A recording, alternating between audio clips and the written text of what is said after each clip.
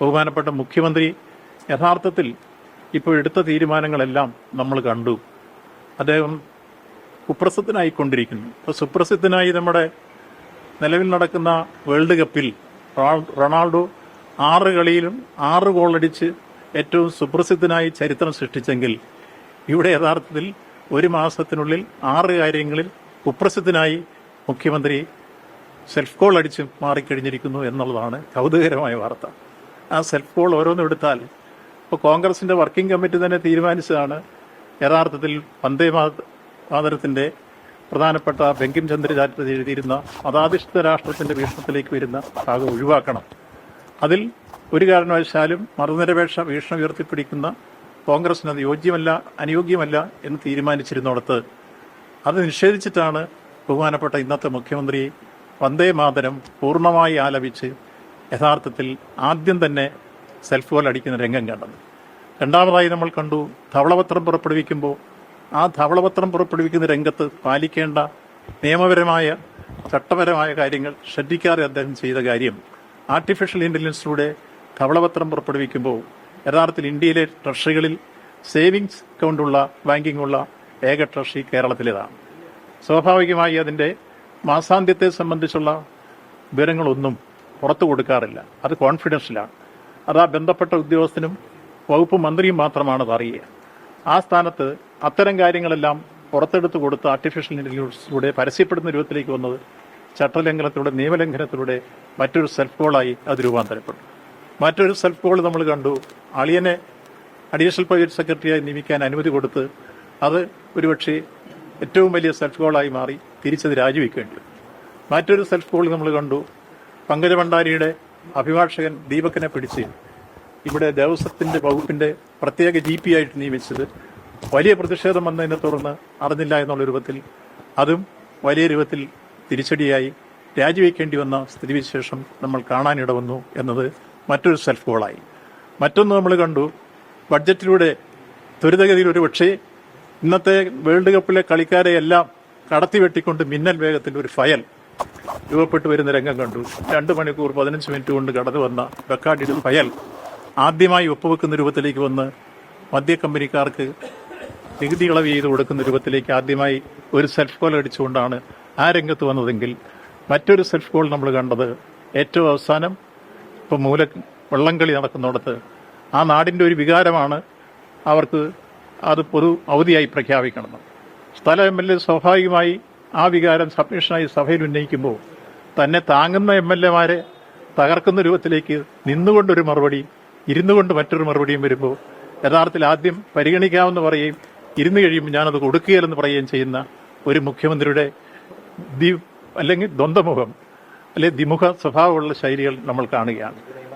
അപ്പോൾ നിന്നുകൊണ്ടൊരു മറുപടി, അതുകൊണ്ട് ഇരുന്നു കൊണ്ടൊരു മറുപടി, മറ്റൊരു രൂപത്തിൽ മറുപടി, ഇങ്ങനൊരു ഭരണാധിപനെ നമ്മൾ ഇതിനു മുമ്പ് 1 മാസത്തിനുള്ളിലാണ് ഈ 6 സെൽഫ് ഗോള് ഇവിടെ നമ്മൾ കാണുന്നത്. അപ്പോൾ ഇതിലൂടെ അദ്ദേഹം കുപ്രസിദ്ധനാകുകയാണ്.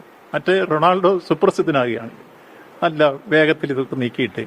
അപ്പോൾ ഇവിടെ യഥാർത്ഥത്തിൽ 1 മാസക്കാലത്തെ ഭരണത്തിന്റെ ആദ്യ ഭാഗം എടുക്കുമ്പോൾ തന്നെ ഇത്രയേറെ വലിയ രൂപത്തിൽ വിമർശനം ഏറ്റുവാങ്ങി സ്വന്തം പാർട്ടിയിൽ തന്നെ.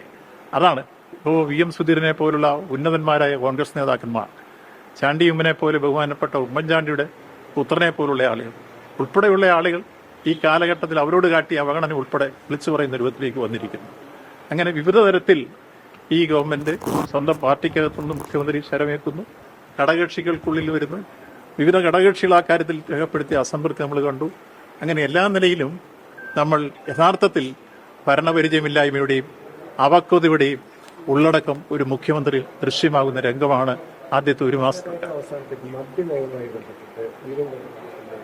നികുതിയുമായി ബന്ധപ്പെട്ട് മുഖ്യമന്ത്രി പറഞ്ഞ കാര്യങ്ങൾ ശരിയല്ലെന്ന് ആ വിഷയത്തിൽ ഇപ്പോൾ UDF ഒരു തീരുമാനമെടുക്കും. അതായിരിക്കും അന്തിമ തീരുമാനം.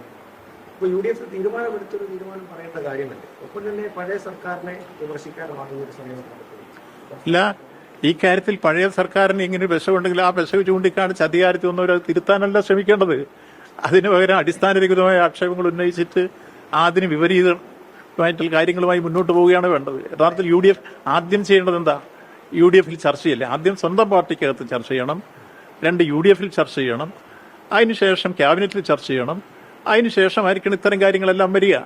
അതിനു പകരം സത്യപ്രതിജ്ഞയ്ക്ക് ശേഷം ആദ്യമായി ഒപ്പിടുന്ന ഒരു ഫയൽ, ഒരുപക്ഷെ 7 സെക്രട്ടറിമാരെ മറികടന്ന് ശരവേഗത്തിൽ ഒരു ഫയൽ 2 മണിക്കൂർ 15 മിനിറ്റ് കൊണ്ട് മുഖ്യമന്ത്രിയുടെ മുമ്പിൽ ആ ഫയൽ എത്തി എന്ന കാര്യം പറയുമ്പോൾ ഞാൻ പഴയ ഒരു കാര്യം ഓർമ്മിക്കുകയാണ്. 2016 ഇടതുപക്ഷ സർക്കാർ ശ്രീ പിണറായി വിജയൻ അധികാരത്തിൽ വരുമ്പോൾ ബഹുമാനപ്പെട്ട മുഖ്യമന്ത്രിയായ അദ്ദേഹം സത്യപ്രതിജ്ഞ ചെയ്ത് അധികാരമേൽക്കുമ്പോൾ ആദ്യം ഒപ്പിട്ട ഫയൽ അതിന് മുമ്പത്തെ UDF ഗവൺമെന്റ് കൊടുക്കാനുണ്ടായിരുന്ന പെൻഷൻ കുടിശ്ശിക കൊടുക്കുന്നതിന് വേണ്ടിയുള്ള ഫയലും അതുപോലെ തന്നെ മറ്റ് ലൈഫ് പദ്ധതിയുടെ വീടിന്റെ ഫയലുമാണ് ഒപ്പിട്ടത്.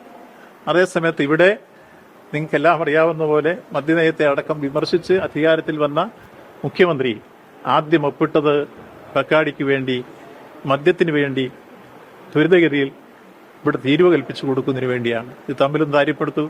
2 ഗവൺമെന്റുകളുടെ വീക്ഷണങ്ങളാണ്, പൊതുനയങ്ങളാണ് അത് പ്രകടമാക്കുന്നത് എന്ന കാര്യം തിരിച്ചറിയേണ്ടത്. ഈ കരിമണൽ വിവാദവുമായി ബന്ധപ്പെട്ട് ഇന്നലെ ഷോൺ ജോർജ് പറഞ്ഞു ഈ കേരളത്തിൽ ഉപകരാർ നൽകിയത് അതൊരു സ്വകാര്യ കമ്പനിക്കാണ്. അപ്പോൾ മുഖ്യമന്ത്രി സഭയെ തെറ്റിദ്ധരിച്ചിരിക്കുകയാണ്. അതായത് ഇങ്ങനെ ഇത്രയും സീരിയസ് ആയിട്ടുള്ള രാജ്യദ്രോഹം വരെ വരാനുള്ള സാധ്യതയുള്ള ഒരു നടപടി മുഖ്യമന്ത്രി അറിഞ്ഞില്ല എന്ന് പറയാൻ സാധിക്കുന്നു. അത് എങ്ങനെയാണ് ഇങ്ങനെ കേരളത്തിൽ ഉപകരാർ നടക്കാൻ സാധിക്കുന്നത് ചോദ്യം ചെയ്യുന്നത്? ആ വിഷയത്തോട് തന്നെ നേരത്തെ ഞങ്ങൾ പ്രതികരിച്ചിരുന്നുകൊണ്ട് തന്നെയാണ് ഞാനത് കൂട്ടിച്ചേർക്കാൻ ഇരുന്നത്. കരിമണൽ ഖനനത്തെ സംബന്ധിച്ചും ഇന്ന് നമ്മൾ കണ്ടു മിഷൻ സമുദ്ര. ആ പ്രഖ്യാപനത്തിലൂടെ ഞാൻ നേരത്തെ തന്നെ ഇത് സംബന്ധിച്ച് അഭിപ്രായം പറഞ്ഞതാണ്. മണ്ണും മിണ്ണും കടലും ഇതാ അദാനിക്കും സ്വകാര്യ മേഖലയ്ക്കും തീറെഴുതുന്നു. നേരത്തെ തന്നെ അദാനി എയർപോർട്ട് ഉൾപ്പെടെയുള്ളത് വാങ്ങി, മറ്റ് ഭൂമി പലതും വാങ്ങിക്കൂട്ടി. ഇനി കടൽ തീരം കൂടി പൂർണ്ണമായി എടുക്കാനുള്ള അവസരം കൊടുക്കുന്നതിന്റെ ഏറ്റവും പ്രധാനപ്പെട്ട സൂചനയായിരുന്നു യഥാർത്ഥത്തിൽ തെരഞ്ഞെടുപ്പിന്റെ കൗണ്ടിംഗ് നടക്കുന്നതിന് മുമ്പ് ഒരു സ്പെഷ്യൽ പ്ലെയിൻ ചാർട്ട് ചെയ്ത് മംഗലാപുരത്തേക്ക് പോയി അദാനിയുടെ പ്രധാനപ്പെട്ട പ്രതിനിധിയും NDAയുടെ പ്രതിനിധിയുമായി കൂടിക്കാഴ്ച നടത്തി. നാളിതുവരെ ബഹുമാന്യായ മുഖ്യമന്ത്രിയായ യാത്രയുടെ ഉദ്ദേശം എന്താണെന്ന് മാധ്യമപ്രവർത്തകർ ചോദിച്ചിട്ടും പ്രതിപക്ഷം ചോദിച്ചിട്ടും ഇതുവരെ വെളിപ്പെടുത്തിയിട്ടില്ലെന്ന് മാത്രമല്ല, ജനങ്ങൾക്കറിയാൻ അവകാശപ്പെട്ടതും അദ്ദേഹം ബോധ്യപ്പെടുത്താൻ ബാധ്യതപ്പെട്ടതുമായ ആ യാത്രയിലെ ദുരൂഹത ഒരു ചോദ്യചിഹ്നമായി ഇന്നും നിൽക്കുന്നു. അദ്ദേഹം സമാധാനം പറഞ്ഞേ മതിയാവും. നേരത്തെ റൊണാൾഡോയുടെ സുപ്രസിദ്ധി ഈ ബക്കാടി വിഷയത്തിൽ MD ഗോവിന്ദനാണ് പ്രസിദ്ധനായിട്ട് ഇപ്പോൾ മാറുന്നത്. നേരത്തെ തന്നെ ഇതുമായി ബന്ധപ്പെട്ടുള്ള ഫയല് അവതരിപ്പിച്ചത് മറ്റുള്ള അതുമായി ബന്ധപ്പെട്ട ചില രേഖകൾ വരികയും ഇല്ല. ആ രേഖയിൽ കൃത്യമായി ഗോവിന്ദ മാഷ് അതിന് മറുപടി പറഞ്ഞിട്ടുണ്ട്. ആ കാലഘട്ടത്തിൽ ഏതായിരുന്നാലും 2023 LDF ഗവൺമെന്റ് മുമ്പാകെ വന്ന ഫയലിന്മേൽ ഒരു തീരുമാനം എടുക്കാതെ മാറ്റിവെച്ചിരുന്നു എന്ന കാര്യം പകൽ പോലെ യാഥാർത്ഥ്യമാണ്. നിങ്ങൾ തന്നെ റിപ്പോർട്ട് ചെയ്തതാണ്. അതിനിങ്ങനെ എന്തിനും മറിച്ചൊരു വിശദീകരണത്തിന്റെ കാര്യമില്ല. അപ്പോൾ അടിസ്ഥാനരഹിതമാണ് ആ കാര്യങ്ങൾ. കൃത്യമായി ഒരു തീരുമാനം എടുത്തിരുന്നില്ല. അതുകൊണ്ടാണല്ലോ പുതിയ കരാറുണ്ടാക്കി ഈ രൂപത്തിലേക്ക് വന്നതും പ്രത്യേകിച്ച് അടിയന്തരമായി ഈ ഫയൽ പറന്നു വന്ന് ഒപ്പിടാൻ ഇടവന്നതും അന്ന് കൊടുക്കാതിരുന്നുകൊണ്ടാണല്ലോ.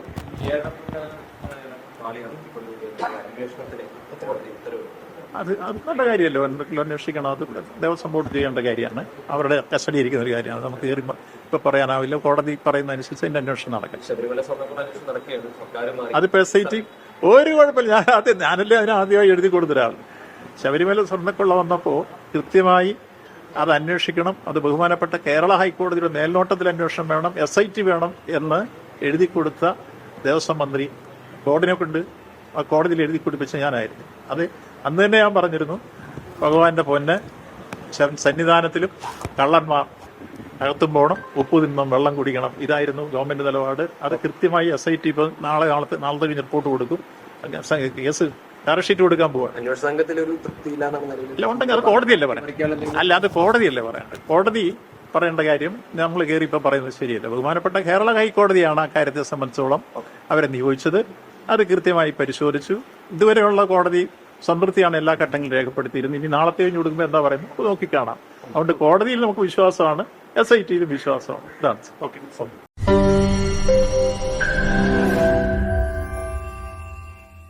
ലോകത്തെവിടെയായാലും ഏത് സമയത്തും 24 വാർത്തകളും ഓഗ്മെന്റഡ് റിയാലിറ്റി പാക്കേജുകളും എക്സ്പ്ലെയിനറുകളും വിശദമായി കാണാൻ ഞങ്ങളുടെ YouTube ചാനൽ നിങ്ങൾക്ക് സബ്സ്ക്രൈബ് ചെയ്യാം.